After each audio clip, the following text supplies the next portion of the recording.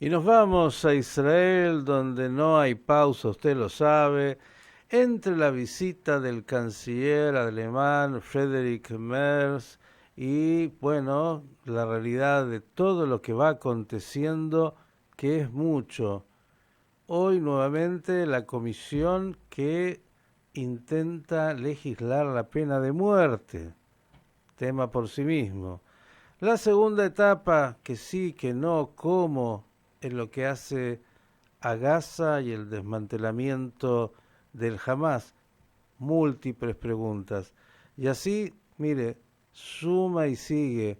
Pero le vamos a dar la posibilidad, obviamente, como siempre, agradeciéndole mucho, que nos cuente de esa realidad el periodista, profesor Natalio Steiner. Querido Natalio, buena semana para ti. ¿Qué tal? Igualmente, Miguel, ¿cómo están todos ustedes? Sí, efectivamente, muchas novedades. Vamos a empezar a desglosarlas. ¿Se escucha bien? ¿Sí? Un Se poco te escucha bien. polifonía. En Siria se cumple un año de la caída del régimen de Bashir el-Assad. El actual régimen islamista ha festejado esto con un fuerte apoyo militar, manifestaciones públicas y un apoyo político de Trump, que lo considera la figura importante en este Medio Oriente. Israel está en alerta igualmente en toda la zona fronteriza, donde mantiene sus 9 puestos de avanzada dentro del territorio sirio, ya que considera que el país no está estabilizado. Y si seguimos con el norte es preocupante, Líbano especialmente. Ahora sí, hay un ultimátum de Israel aprobado por Estados Unidos al gobierno libanés. Si el Hezbollah no es desarmado hasta el 31 de diciembre, Israel tiene la vía abierta para operar militarmente y golpear a Hezbollah en todos los aspectos que realmente pueda hacerlo militarmente. Así que atención con ese tema también, porque descontamos y entendemos que el ejército libanés no va a poder y el Hezbollah no va a querer. Esta es así de simple, desgraciadamente, la ecuación. En la Knesset, dos leyes importantes que hoy se están manejando. Una, lo dijiste, la ley de la pena de muerte para terroristas. Se está debatiendo esencialmente el hecho de cómo será el mecanismo y que debe ser lo antes posible y cuál va a ser el sistema. No quiero entrar en detalles truculentos. El ministro de Seguridad, Ben Gvir, se hizo presente en la Knesset con un pin de bastante mal gusto donde mostraba una especie de patíbulo o algo por el estilo. Una provocación totalmente innecesaria bajo todo punto de vista. El otro tema que se sigue debatiendo en la Knesset es, por supuesto, la ley de reclutamiento ortodoxo o ultraortodoxo. Siguen los debates, la presunción es que quizá la ley pase en las próximas semanas, pero el tema es el costo en votos sería caro para la actual coalición de gobierno si esta ley pasara tal cual como está o con algunas reformas que se hicieran a la misma. Una situación muy particular en Judea y Samaria. En Israel, como en otros países del mundo, hay gente que muere por contaminación ambiental. Bueno, el 27% de los israelíes que mueren por contaminación ambiental tienen que ver con la quema de residuos que los palestinos realizan en Judea y Samaria sin ningún tipo de control sanitario. Israel va a intervenir en este tema también y junto a la Autoridad Nacional Palestina van a tratar de delinear un plan de saneamiento para impedir la quema clandestina de la basura, de los restos, etcétera. Mirá hasta dónde hay que ocuparse y qué tan pequeño es este país que lo que pasa en un lado está afectando concretamente a los habitantes de Israel. Tema meteorológico, que viene muy importante. El pasado viernes sábado hubo lluvias muy intensas en Eilat. Eilat quedó inundada, como pocas veces se la ha visto, literalmente inundada y aislada durante casi un día. En 5 horas cayeron en Eilat y la zona periférica de la Arabá 27 milímetros, cuando en realidad en todo el año, la gente presta atención a este dato, en todo el año caen 25 milímetros, es decir, en una zona sumamente seca como se la conoce. Arroyos desbordados, caminos cortados, evacuaciones. A Dios gracias, no hubo que lamentar ninguna víctima, salvo algunos sustos mayores. Pero todavía parece que, entre comillas, lo mejor está por venir. Israel estará este miércoles, jueves y posiblemente el viernes azotada por la tormenta Byron, una tormenta que está en el Mediterráneo y que va a amenazar a Israel con lluvias muy copiosas de hasta 100 milímetros, especialmente en la zona céntrica. También se prevé que pueda haber ráfagas de viento huracanado y un descenso importante de temperatura, aunque ahora ya está haciendo algo más de frío. Así que Israel se prepara para Byron también. Y una secuela de este invierno también, de este invierno que todavía no es invierno en Israel, que es la gripe, un tema muy grave, muy delicado. Hay un grave brote de gripe en los chicos más pequeños, especialmente a pesar de la vacunación masiva que hay. Hay 30 niños que están internados con gripe, con un cuadro bastante grave. 3 de ellos están en terapia intensiva y lamentablemente tenemos que decir que 3 han fallecido en los últimos días. Se está vacunando masivamente a menores, ancianos y discapacitados, todos grupos de riesgo, pero hay una falta de conciencia bastante importante en la gente de riesgo a la hora de vacunación también. Algunos especialistas consideran aquí que este cuadro de gripe que se da es un cuadro adelantado, no se trata de una nueva cepa desconocida, ni de corona, ni nada por el estilo. Simplemente hay que hacer frente. Hoy por la tarde va a haber una reunión de emergencia del Comité Sanitario de todo el país para ver qué medidas adicionales se pueden tomar contra el tema de la gripe. Día de recuerdo a los heridos de guerra en Israel, en todas las guerras que sufrió Israel, que se conmemoró en el día de ayer. Quiero ser claro con este dato para que la gente no se confunda. En todas las guerras que ha librado Israel y que aún están con vida los soldados heridos, se trata de 82.000 soldados que han sido heridos en todas, repito, las guerras de Israel. Pero solo en la última guerra, la que se está librando aún, podemos decir, la guerra Hamat Barzel, tenemos 22.000 heridos, una cifra muy elevada. De esos 22.000 heridos, 49%, 50% sufre de post-trauma, es decir, más que heridas físicas, heridas mentales, que son tan complejas y de tan difícil curación, tan complicadas. Los diarios publican historias de heridos que no hay que olvidar de ninguna manera, porque uno a veces piensa en secuestrados, liberados, y piensa en los soldados muertos, pero también los heridos son víctimas de esta guerra. Hay una historia muy particular respecto a un soldado llamado Nuriel del kibutz Zikim, que fue herido en la arteria femoral, prácticamente podía desangrarse. En el mismo momento que la madre lo llamaba, ese día del 7 de octubre infaustuoso, que había sido herido, un enfermero le estaba colocando un vendaje que le salvó la vida. No pudo atender el teléfono, estaba desmayado, estaba considerado casi muerto.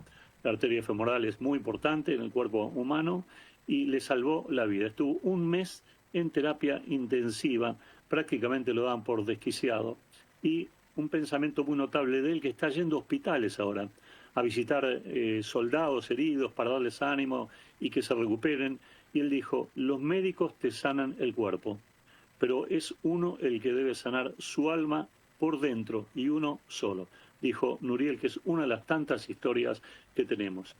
Visita del canciller alemán Friedrich Merz, como decías, el canciller, para resumir, que tuvo momentos muy extensos su visita, pero para resumir, dijo concretamente en distintos ámbitos: no hay lugar en Medio Oriente para el Hamas islámico.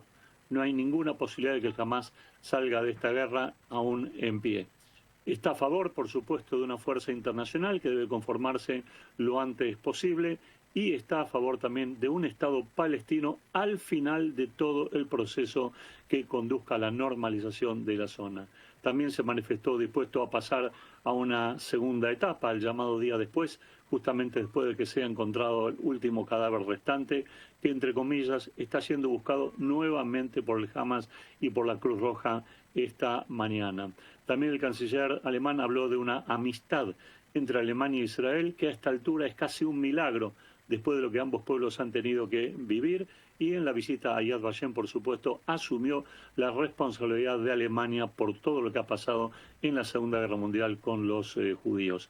Sostuvo encuentros con Netanyahu, con el canciller Gideon Sa'ar, con el presidente Herzog, y hay, por supuesto, naturalmente diferencias. Hay coincidencias en la primera etapa de la finalización de la guerra, hay ciertas coincidencias en la segunda etapa, aunque el canciller alemán, como dije, quiere acelerar el comienzo de esta etapa, al igual que Donald Trump, pero hay desacuerdos en la tercera etapa. En la tercera etapa, mientras Trump y el canciller alemán hablan de la reconstrucción de la Franja de Gaza, por lo menos del lado que ocupa Israel, Israel o Netanyahu, en este caso, ha dicho que la tercera etapa tiene que ser previamente a la reconstrucción, la desradicalización de la Franja de Gaza a través de un intenso proceso educativo, como se hizo con Alemania y Japón después de la Segunda Guerra Mundial.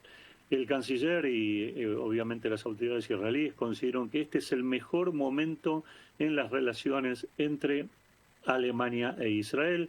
Hay compromisos de asistencia militar mutua, lo hemos visto en la última semana también, y bueno, quedó la impresión de que las relaciones con Alemania son una punta de lanza muy importante para Israel para mejorar toda la relación con Europa. A propósito de este tema que preocupa muchísimo en Israel, hoy por la tarde va a haber una reunión, aparentemente creo que es en la Knesset, espero no olvidarme. Creo que van a participar 40 diputados. Va a estar el canciller israelí, va a estar Netanyahu también, y el tema principal a debatirse o a discutir va a ser justamente cómo mejorar o cómo normalizar las relaciones tan deterioradas de Israel con Europa y con otros países del mundo, otrora amigos de Israel. Otra información, es un día muy cargado de noticias sin duda. El Servicio de Seguridad General, el Shabak y la policía israelí descubrieron en Gaza una red de lavadores de dinero. Hay 3 identificados, por lo menos no se aclara si han sido detenidos. Estos lavadores de dinero, usando canales financieros de Turquía, directamente en Turquía, evidentemente trataban de girar dinero a través de diversos medios, utilizando los medios financieros turcos, y lo triangulaban, dinero que provenía de Irán y que iba a parar a manos del Hamas islámico, naturalmente. Esto ya está siendo desbaratado también. Y una última información, que más que información es una presunción: estado tormentoso, pero no a nivel climático, en las relaciones entre Estados Unidos e Israel. Hay algunas grietas visibles y puntos de vista muy dislocados que habrá que ver cómo se puede manejar. Primero de ellos tiene que ver con la frontera siria. Como lo insinué y lo comenté antes, Trump quiere que haya tranquilidad absoluta en esa frontera. Israel entiende que debe participar de acciones antiterroristas cuando así lo amerite la situación. No hay acuerdo aún sobre este tema. No hay acuerdo tampoco acerca de lo que es pasar a la segunda etapa. Trump está presionando enormemente, pero enormemente, para pasar a una segunda fase ya del acuerdo que se firmara en octubre en Estados Unidos, y la resistencia israelí es contundente. Hasta que no esté encontrado, liberado el último cautivo, no se puede pasar a la segunda etapa. Y lo tercero, un punto de discordia descubierto el día de hoy. Israel está espiando la base de Estados Unidos en la zona de Kiryat Gat. Se descubrieron cámaras de seguridad, cámaras de espionaje, y el delegado militar norteamericano, el comandante militar de esa base, pidió urgentemente a Israel que se retire todos los materiales, todas las escuchas sobre esa base militar. Recordemos que es una base militar en Kiryat Gat que monitorea la zona de la Franja de Gaza y que tiene 3 pisos, por así decirlo. El primero están los israelíes, en el segundo los norteamericanos, y el tercero tenemos fuerzas de países diversos como Jordania, Emiratos Árabes Unidos y otros lugares. Espionaje israelí denunciado por los Estados Unidos, y una señal también de golpe y de una relación turbulenta o tormentosa que tiene los altibajos de la situación. Miguel, hasta aquí por hoy con el informe. ¿Cuántos temas, Natalio? Lo último, ¿cómo trascendió esa información?